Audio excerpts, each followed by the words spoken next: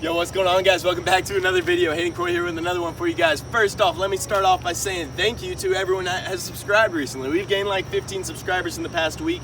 We're closing in on 400. We're really close. I just want to go in and say thank you to each one of you guys that have subscribed so far. For this week, this video is we're going to be talking about the top 3 favorite power mods that we've done to our GTI and why they're our favorites, best bang for the buck, all that style stuff. So we will be talking about a few more power mods, but we will be mainly talking about our top 3s that we would recommend for someone starting off with a GTI that's looking to make some power. We're going to go in and hop right into that video, and I hope you guys enjoy it.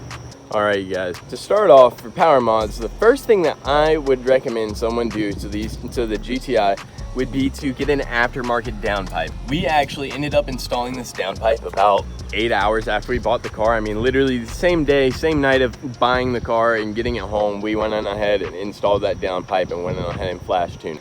Number 1 would be a downpipe. Number 2, be a tune. So it all depends really on which stage you're trying to go to. If you want to go stage 1, you could really just do an intake and you can go on ahead and do your stage 1 tune, or just do a drop-in air filter, which is what I ran for a few months whenever I first bought the car. I just ran a drop-in air filter, removed the snow guard, and just drilled out the little front slots, and that's what I ran for a while, and it did just fine.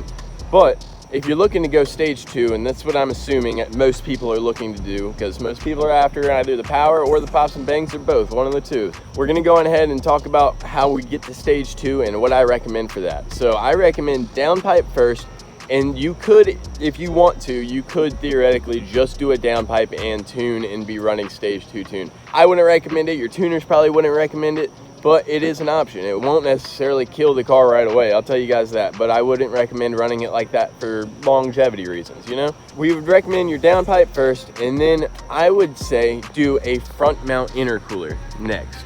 So we have a CTS front mount intercooler right there, and the front mount intercooler just really helps with cooling down these cars. The stock intercooler is not very good, and it's kind of hidden back there a little bit. I'd say front mount intercooler. Tuners recommend front mount intercoolers. That would be your next step, would be to move into a front mount intercooler and then to decide on your tune, all right? Whenever I first got my car, I just simply did air intake and downpipe and a tune. I went stage 2 with Unitronic. I chose Unitronic because it is a more conservative tune, and I knew that I wasn't very close to being full bolt on yet.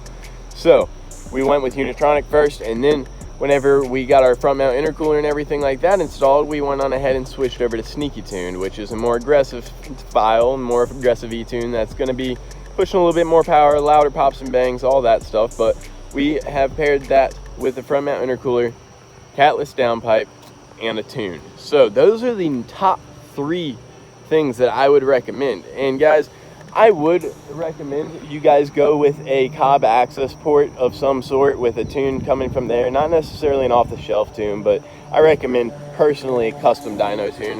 Hopefully you guys don't hear that plane up there flying. It's quite loud. We got a little airport close by here.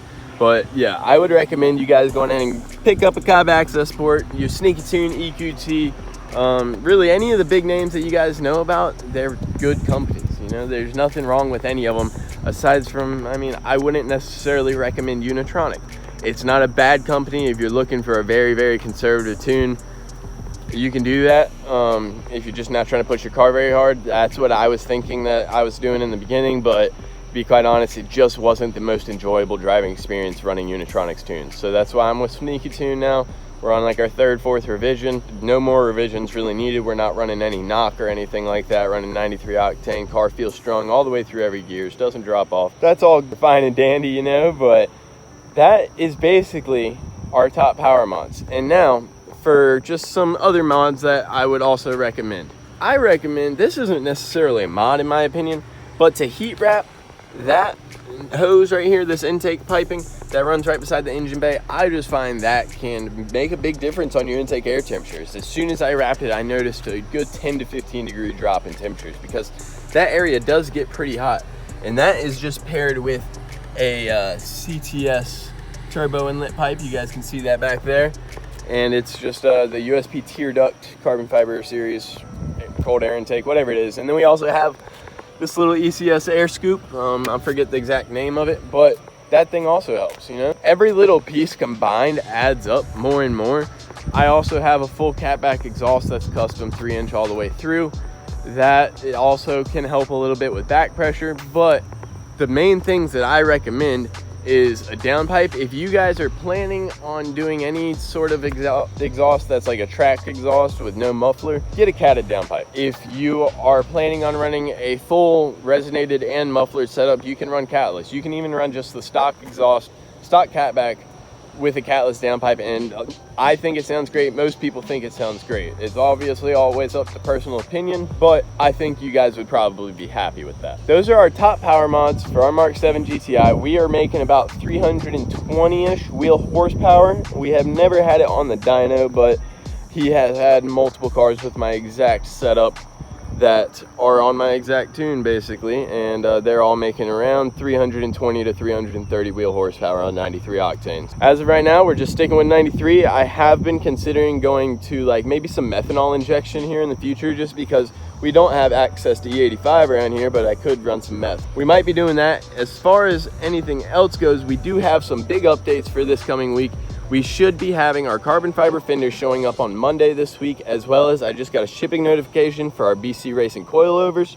So we should be going even more low this week too, possibly next week, depending on scheduling, if I can get it done this time or this week. Nonetheless, we've got a lot of videos coming up that should be really exciting. Hopefully you guys enjoy them, and I hope you guys tune back in for more. So if you enjoyed this video, make sure you smash that subscribe button, hit the like button, share it with somebody else that might have just gotten a GTI and looking to modify it. Hopefully you guys found this video helpful, and I'll see you guys next week.